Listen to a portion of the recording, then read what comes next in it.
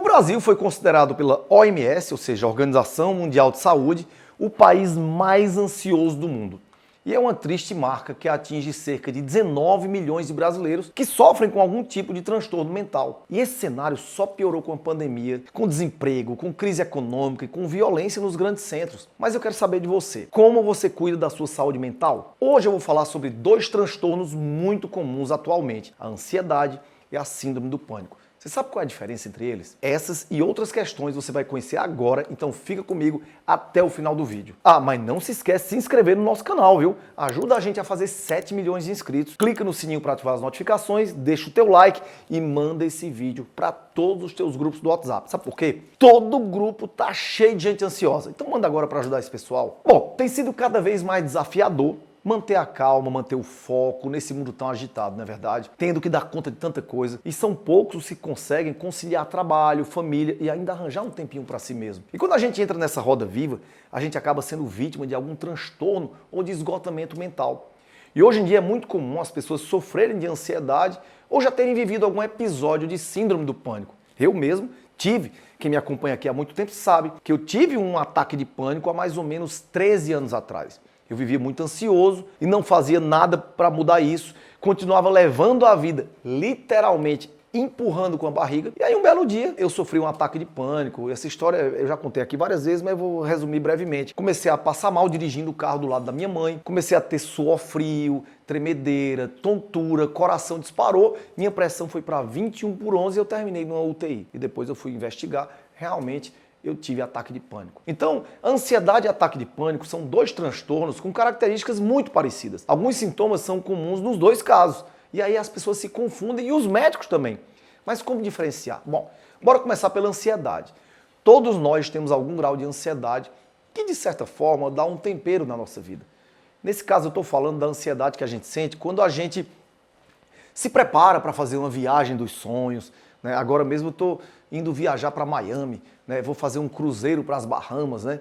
Então isso é um sonho na minha vida. Nunca andei de navio grande, então eu estou ansioso, mas uma ansiedade maravilhosa, não é ansiedade de não dormir, de sofrer, de pensar que o navio pode afundar, não. Isso é uma ansiedade boa. Fazer um teste para emprego, é normal você ficar um pouco ansioso. Participar de uma competição, são coisas comuns da nossa vida que geram um pouco de expectativa. A ansiedade também nos protege em situações de perigo, porque ela faz com que a gente esteja preparado caso aconteça alguma coisa ruim. Então esse tipo de ansiedade é normal e é saudável, mas existem pessoas que não conseguem viver o momento presente. Eles não têm foco nas tarefas que executam e transformam sua rotina como se vivessem sob uma eterna ameaça do futuro. Essas pessoas vivem sob tensão constantemente e isso faz com que a adrenalina esteja presente em vários períodos do dia. Elas antecipam problemas que estão longe de acontecer, têm pensamentos negativos, são pessoas irritadas e podem se tornar obsessivas. Elas também sentem os ombros doloridos por conta de toda essa tensão. São pessoas que vivem cansadas porque a ansiedade rouba a energia e, apesar desse cansaço, ainda não conseguem dormir direito. Conhece aquela pessoa que está tão cansada? Eu estou tão cansado que eu não consigo dormir. Então tudo isso vai gerar um grande descompasso na vida pessoal, com dificuldades de relacionamento, medo, e vai afetar também o seu lado profissional. Nas crises de ansiedade, essas pessoas sentem falta de ar, palpitação, enjoo e tontura. Além disso, a pessoa ansiosa vive sob o comando da adrenalina e do cortisol, que desregulam o apetite e a queima calórica. Elas constantemente apelam para doce, carboidratos simples como pão, massa, para compensar todo esse estresse. Só que essa compensação traz outro problema, o sobrepeso e a obesidade. Agora, imagine se todos esses sintomas da crise de ansiedade fossem potencializados. É aí que começa a síndrome do pânico. Você diz, quer dizer que é uma continuação um do outro? Mais ou menos. São dois transtornos que têm pontos em comum, que geram uma certa confusão entre eles. Por exemplo, respiração acelerada, sensação de falta de ar, palpitação, taquicardia. E a grande diferença entre eles é a duração e a intensidade. Enquanto o transtorno de ansiedade acontece numa crescente, ou seja, vai de leve e vai aumentando, a síndrome do pânico ataca de supetão. É como se aparecesse do nada, foi o que eu senti. A ponto da pessoa sentir até uma dor forte no peito. Essa dor forte e súbita gera o pensamento de que algo muito grave está acontecendo, seja um AVC, ou perdendo a sanidade mental, ou um desligamento temporário da realidade, ou o espírito saindo do corpo, é sério, gente. Ou você perdendo o equilíbrio, parece que a pessoa não reconhece o que está à sua volta. Quando eu tinha ataque de pânico, eu costumava me segurar nas coisas. Eu já tive ataque de pânico em mesa de restaurante com amigos, e para eles não perceberem que eu estava tendo, eu segurava embaixo da mesa, como se eu estivesse caindo. Tudo dentro da minha cabeça. É um sentimento de morte. Essa crença de morte gera muito medo e a pessoa até muda certos hábitos para que a crise não aconteça de novo. Como? Beber antes de se expor a algumas situações, evitar ir para festa, evitar falar em público. Tudo que envolve se expor, você evita. Aí você se isola e vem a depressão. A síndrome do pânico gera o medo de ter novamente as sensações físicas que aparecem na crise. É muito comum também quem é acometido pela síndrome do pânico suar, tremer e ter o sistema digestivo afetado por dores no estômago ou intestino desregulado. No meu caso, eu tive muitos anos de gastrite antes da síndrome do pânico. É porque está tudo ligado, gente. Intestino, estômago, sistema nervoso central. Na síndrome do pânico, apesar dos sintomas ocorrerem num curto período de tempo, a pessoa demora mais para se livrar de toda aquela adrenalina que inundou o organismo. A primeira crise pode ocorrer em qualquer idade, mas costuma manifestar-se na adolescência ou no início da idade adulta, sem motivo aparente. O episódio ele pode se repetir de forma aleatória, várias vezes no mesmo dia, ou demorar semanas, meses ou até anos para surgir de novo. Pode também ocorrer durante o sono. De acordo com os psiquiatras, 70% dos casos de síndrome do pânico acontecem nas mulheres na faixa etária de 15 a 25 anos, ou seja, eu fui uma exceção, homem e com 35. Atribui-se essa frequência maior no sexo feminino à sensibilidade das estruturas do cérebro à flutuação dos hormônios da mulher. É tanto que a incidência de pânico aumenta no período fértil da vida. Então, pessoal, para não deixar dúvidas sobre os sintomas, bora imaginar a seguinte situação. A pessoa está assistindo um filme de terror, de suspense, então ela já fica ansiosa. E na hora do susto ela atinge o pico dessa ansiedade. Quer dizer, num período de muito tempo curto, ela atinge o auge que depois vai baixando. Então isso é mais ou menos a síndrome do pânico. Ela tem uma duração média ali de 30 minutos, dependendo do caso. Você já é uma pessoa ansiosa, mas aí de uma hora para outra, pá, dispara e você tem aquele ataque pensando que vai morrer e depois vai voltando, né? Já a ansiedade é contínua, ela é variável e ela é progressiva. Imagine um gráfico de eletrocardiograma, aquele que você vê lá nos filmes, pit, pit, né? Sobe e desce, é mais ou menos assim. A crise de ansiedade ela pode durar minutos ou até meses, mas quais são as causas da síndrome do pânico? Ainda não foram perfeitamente esclarecidas as causas desse transtorno, mas acredita-se que fatores genéticos e ambientais, estresse acentuado, uso abusivo de certos medicamentos, como anfetaminas, por exemplo, drogas e álcool, pode estar envolvidos. No meu caso, eu considero que o local onde eu fui criado, a minha casa da minha família, que eu costumava pensar que o ambiente da minha casa era semelhante a um hospício, a verdade era essa. Eu fui criado quase que num hospício, porque eu via muita confusão, muito grito, muita loucura na casa da minha infância. Estresse acentuado, porque como médico, eu lidei muito com o estresse, cirurgião vascular, imagine você, hospital, plantão, amputação de perna, então eu não conseguia ser frio em relação a isso. E eu bebia bastante, porque eu fazia muita farra, ou seja, desequilíbrio total. E de acordo com o psicólogo David Clarke, independente do que ocasionou a crise, seja um trauma, um gatilho, existem 3 fatores que mantêm a pessoa presa no ciclo do pânico. São eles.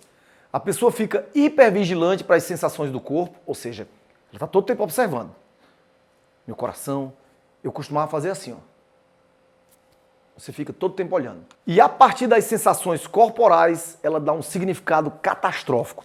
Ela acha que a crise vai chegar. Ou seja, você está sentindo uma hipoglicemia, aí começa a suar frio, pronto, lá vem a crise do pânico. E a pessoa age para garantir a sua segurança e uma delas é deixar de fazer as tarefas rotineiras, como eu falei para vocês. Como dirigir. Eu mesmo já larguei a direção muitas vezes e minha mulher assumiu. Ou então a pessoa leva consigo objetos que dão conforto para ela enfrentar a crise. O que é que eu levava comigo? Rivotril no bolso, bebida alcoólica.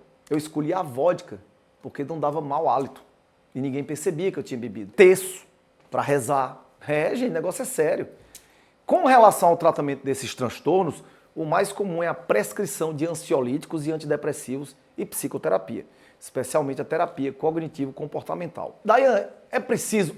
quando você está no ataque de pânico, naquele momento que você acabou de ser diagnosticado, remédio é muito importante, né? Depois você vai desmamando. Esse tipo de terapia cognitivo-comportamental utiliza a exposição, né, a situações que provocam pânico. A terapia muitas vezes utiliza a exposição a situações que provocam pânico de forma sistemática, gradual, controlada e progressiva, até que o paciente não sinta nada diante do agente agressor.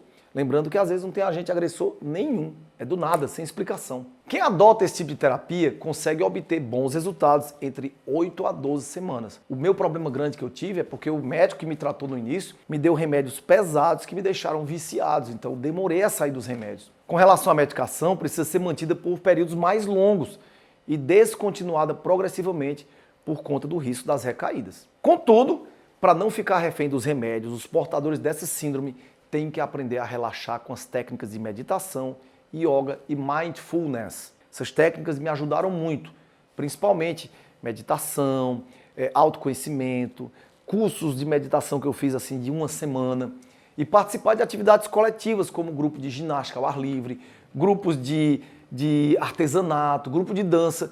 Hoje uma coisa que me ajuda muito é pescar, andar a cavalo, a própria calistenia, exercício com o meu próprio corpo, o violão. Mudar as crenças e o pensamento sobre a síndrome do pânico são muito importantes. Adotar uma alimentação antidepressiva, rica em triptofano, que é o precursor da serotonina. Esse aminoácido atua no nosso humor e é importante no combate à depressão e ao estresse. Ele é um estimulante natural contra a insônia e o cansaço. Por conta disso, alimentos com alto teor desse aminoácido são indicados para serem consumidos antes de dormir, para promover uma melhor noite de sono e também no café da manhã, para garantir uma maior sensação de bem-estar ao longo do dia. Grandes fontes de triptofano são os peixes, principalmente atum e salmão, assim como ovos, amendoim, castanhas, banana, aveia, chocolate amargo e abacate, claro. E sabe aquela sensação de prazer quando você come um chocolate ali meio amargo, né, acima de 60%? Ela também está ligada à presença do triptofano. As sementes do cacau, elas contam com um grande nível desse aminoácido. Uma outra estratégia que pode ser usada para complementar o tratamento é o uso de chás, mas é necessário consultar o seu psiquiatra para saber se algum composto pode prejudicar o efeito de algum remédio que você por acaso esteja tomando. É bem verdade que a maioria não vai entender de chá, aí você estuda por sua conta própria. E aqui vão 5 dicas chibatas e muito conhecidas que estão ao alcance de todos. O primeiro deles é o chá de camomila, que é um dos chás mais usados e conhecidos ao longo da história. Ela até recebeu o apelido de Calming Queen, que é a rainha dos calmantes. Os estudos científicos revelam que a camomila traz um componente chamado apigenina, que combate os radicais livres, o estresse oxidativo e diminui o estado de ansiedade generalizado e melhora o sono. Enfim, a velha e boa dica da vovó funciona mesmo. Então anota aí a receita básica desse chá. Você vai colocar água para ferver, depois que levantar a fervura, desligue o fogo e coloque um punhadinho das flores da camomila. Abafe e deixe ali em infusão por aproximadamente 7 minutos. Coe e beba. A segunda dica é o chá do maracujá. Esse composto, a Passiflora incarnata, é o princípio ativo mais estudado. E ele se encontra na flor e na folha do maracujá, e não no fruto.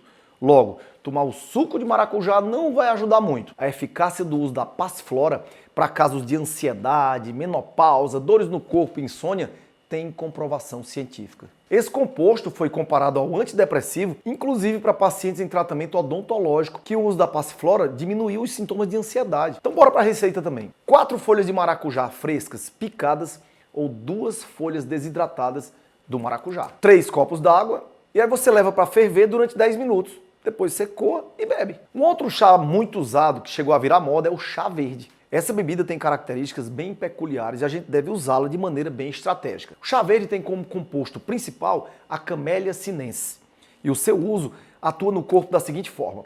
Ele tanto acalma como também proporciona o aumento do foco, aumento da atenção. Isso acontece graças a outros 2 compostos, a L-tianina, muito usada para insônia e ansiedade, e ela estimula o neurotransmissor GABA, que acalma, e a dopamina, que é responsável por nos dar foco. E as catequinas, que têm efeito antioxidante, que previnem o envelhecimento cerebral. A ressalva que eu faço sobre esse chá é que, mesmo para ajudar a dormir, ele deve ser usado durante o dia, porque à noite ele pode prejudicar o seu sono porque ele também tem cafeína. Então olha que coisa incrível. Tem cafeína, então é um chá que ajuda a te despertar e a te acalmar e a te estimular e manter o foco. Então a gente tem que usar chá verde todo dia. Todo dia. Então, só que usar de dia. Só para vocês terem uma ideia, em uma xícara de chá verde contém metade da quantidade de cafeína de uma xícara de café. Então preste atenção na receita. Uma colher de sobremesa de chá verde para uma xícara de água quente. Aqueça a água, mas não deixe ferver não, para que a bebida mantenha os benefícios e não fique amarga. Despeje a água quente sobre as folhas de chá e abafe por 3 minutos. Não ultrapasse esse tempo para o chá não perder as propriedades. Você vai misturar, coar e tomar sem adoçar. A quarta dica é o chá da cúrcuma, cujo composto principal é a curcumina. Diversas pesquisas revelaram que ela pode ser útil no tratamento da ansiedade e depressão. A curcumina tem propriedades antioxidantes que diminuem os radicais livres e a inflamação cerebral. Por conta disso, ela tem sido amplamente estudada para o tratamento da doença de Alzheimer. Receitinha: 1 litro d'água, uma colher de sobremesa de cúrcuma em pó ou em pedaço. O pedaço você vai fazer várias lasquinhas ali de 2 dedos da raiz da cúrcuma. E o modo de preparo é: você vai levar os ingredientes ao fogo e deixar ferver ali por não mais do que 5 minutos. Passou esse tempo, você desliga o fogo, abafa e deixa amornar. E aí você consome durante o dia, durante 2 vezes. Se você usar o pó, o sabor vai ser mais concentrado.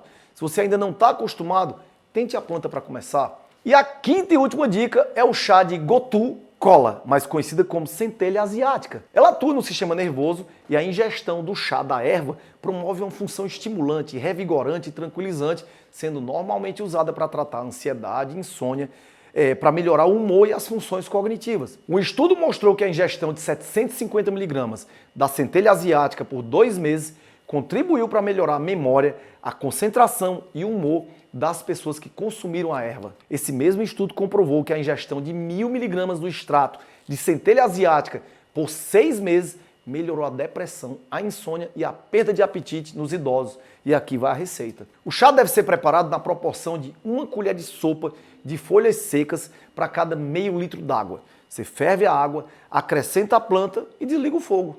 Em seguida você tampa a panela e deixa a mistura descansar por 10 a 15 minutos. Depois deixa esfriar e bebe 2 a 3 vezes por dia. Então, se você sofre de ansiedade ou síndrome do pânico, saiba que existem tratamentos complementares que podem te ajudar a superar esses transtornos. E escreve aí nos comentários o que é que você tem feito para não cair nas ciladas armadas pela ansiedade e pelo pânico. E viva com saúde, viva com paixão e com Deus no coração. Tchau, gente!